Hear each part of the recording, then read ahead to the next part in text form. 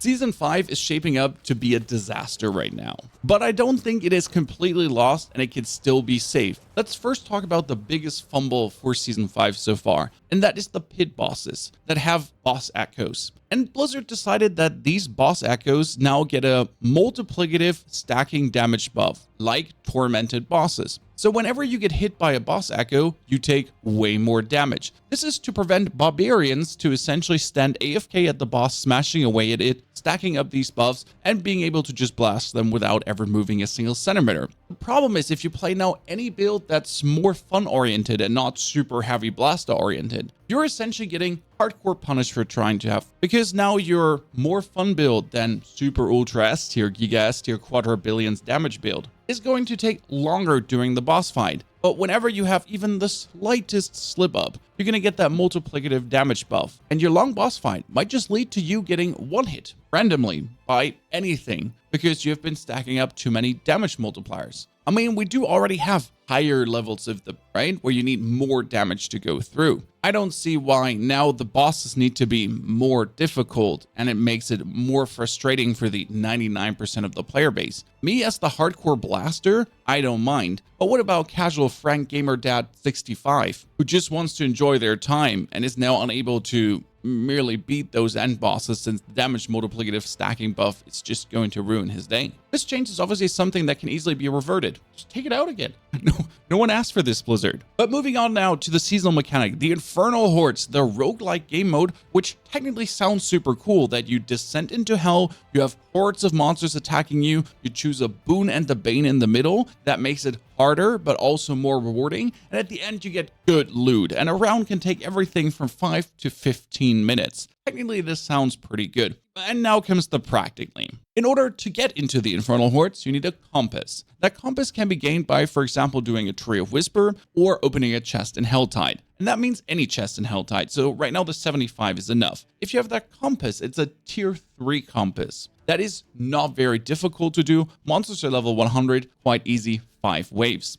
And if you want to play it harder for more loot and more challenge, you need to upgrade the compass. Now, in order to upgrade the compass, you need more compasses. That means if I want to get the tier 3 to tier 6, I need to open 3 more Helltide chests or do 3 more Whispers, 3 additional compasses. And I can upgrade it to tier 6. And tier 6 is where it begins to be quite challenging, especially the triple boss fight at the end. Oh boy, I've been having some struggles with my Necro there if I'm not actually adding Barrier into the build. Now let's talk about the fun aspect of playing the actual Infernal Hordes. Getting in is anything from a 10 to 15 minute farm in Helltide. I guess that's somewhat okay. You can simply not spam it though. Would be probably better to farm for an hour and then do an hour of the Infernal Hordes, to farm an hour and do an hour of the Infernal Hordes. That is somewhat fine for a seasonal mechanic. And then if you're actually playing it, it's quite good. I played it tier 6. It felt really nice. A lot of monsters and it was difficult. And at wave 6, 7, 8, it was, oh my goodness, I was actually dying because everything was kind of clapping down on me as a necromancer. So I'm playing a necro. The thing is right now, I was closing in on phase 8 and I was looking at 75 ether gained. Ether is what you need to open the chests later on. 75 ether, I can open an equipment chest 3 times. That means 3 items. So I spend 15 minutes to play through a tier 6 compass to get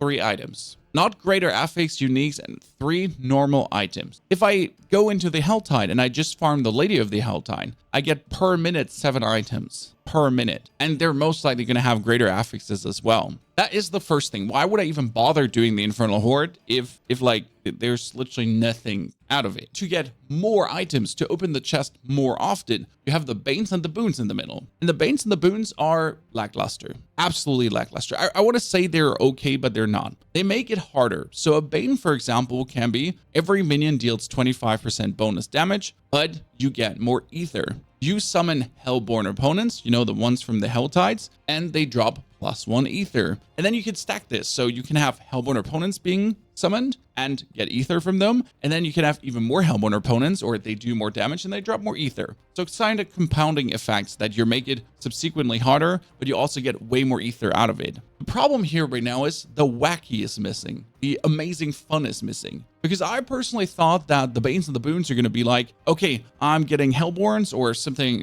crazy is going to happen, right? There are these Ether Lords coming, but all my core skills cast twice. Whenever I cast something, there is a holy bolt explosion happening, right? Maybe make it class specific. If I explode a corpse, it's going to detonate in an area-wide explosion. Something really enjoyable, something crazy. Maybe make it every 3 boons that you get a cool upgrade, and not just the simple, there's a bonus etheric mass spawning. There is Ether Lords now coming. Etheric masses do more damage. 30% increase of damage. Hellfire raining from... I was looking forward to a fun new game mode that's going to bring cool, exciting moments. And it is fun to actually play through, but it also gets old really quick because the amount of banes and boons, there's literally nothing exciting there. It's just a little bit more ether, a little bit more ether, and a little bit more ether. And then when I'm done, the loot is not really reflecting the time I put in, so it's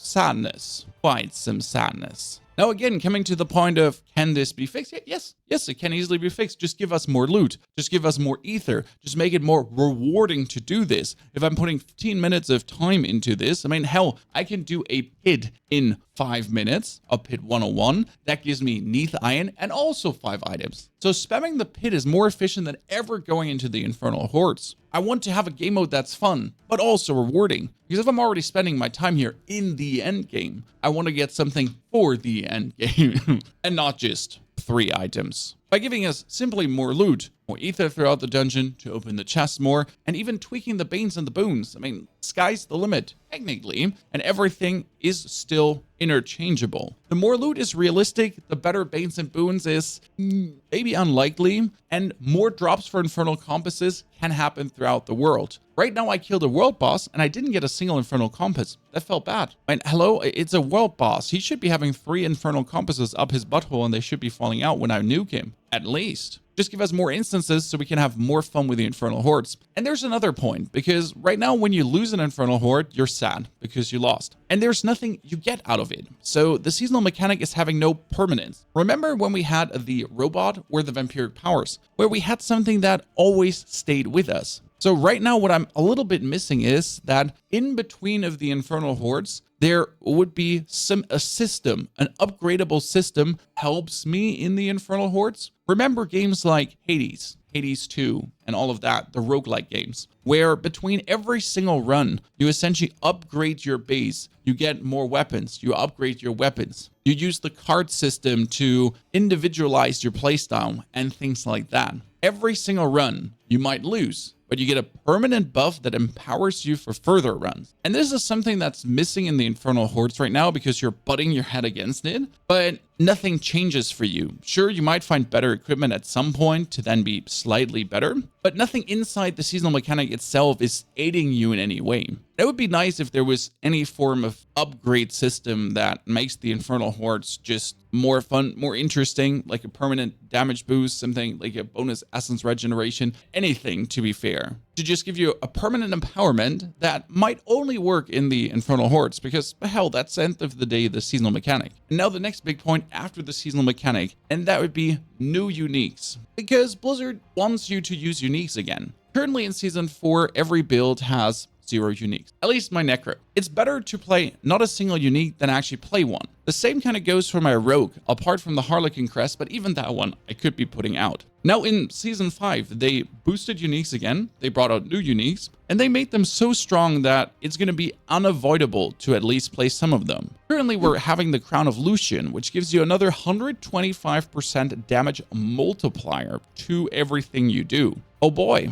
Yeah, that beats out the Harlequin Crest by far in every single way. But it also seems to make it quite mandatory for every build. As much as I do like playing uniques, and uniques can be interesting, but if this devolves into, like, you simply need this unique for every build to make some builds work, I'm not the biggest fan. I mean, I was really happy this season that I could play my builds and I would have to not farm a single boss. And I was top of the line, super powerful, by my own right, with tempering and masterwork. And now I'm essentially having to target farm certain bosses again to get a certain item, to be able to do certain content, since I'm else not going to be powerful enough if I don't have that item. because they nerfed Necromancer quite a lot. Thank you, Blizzard, by the way. We definitely needed that. Now, obviously, the Crown of Lucian is probably going to get nerfed because it's too strong right now, but uniques in general are simply being empowered. We haven't seen all the empowerments yet, but they want to bring them back into the limelight. That a build-defining unique is so strong that you simply want to play in. Let's say overpower builds, for example. They have a pants called the Blood Moon Breaches. The Blood Moon Breaches used to give us a 70% damage multiplier on our overpower. That's kind of good. 70% is nice. It's actually a lot. That one gets changed to 100% now. And it puts it in the position of, if I'm playing an overpower build, it might work without, but with, it's another 100% more damage multiplicative. My damage is being doubled, essentially, right? My overpower just going through the roof. And that's only one unique that get empowered, right? It's another 30% bonus. The Banished Lord's Talisman would be for overpowers too. It's currently giving you a 60% bonus on critical strikes. I mean, that one used to give you 120, and it's probably going to go back there because it's such a build-defining unique. I don't mind build-defining uniques existing because that is something to then aspire to get. It still can be a very dangerous shift that the endgame content has to be balanced in a way that it's not too easy if you have the build-defining uniques, but then if you don't have the build-defining uniques, you might not simply be able to enjoy it, which kind of pigeonholes you into farming this away instead of enjoying the endgame content because you're kind of like forced to get the item first. Now, again, that's kind of like what ARPGs is on the other hand, right? You need a farm to get powerful to then do the endgame content. So be as it may, maybe this is something good and I just personally dislike it because I enjoy not having to target farm things. And you in the comments have a complete different opinion. You're like, I'm happy. I know where the super powerful stuff is and it's going to make me so strong and I can actually target farm it, even though it's still down to RNG if you get it or not. What do you think? How are you feeling about Season 5? Are you super excited or is it more a, I'm not going to bother playing? For me as the content creator, I'm obviously going to check out every single nook and cranny of what Season 5 has to offer and rightfully complain if it doesn't get better. From a player perspective, I have to say right now, I'm not blown away. Not like Season 4 blown away. And that's kind of sad after Season 4 was such a huge delivery. If you already want to see how Necromancer now feels, what they did to our boy, the Summoner Necro, there's a whole video on the new build of how it could be playing out. And even that is weaker than it should be. And there's a lot of bugged skills and aspects that simply don't work as they should. Have a fantastic good day. Thank you for joining.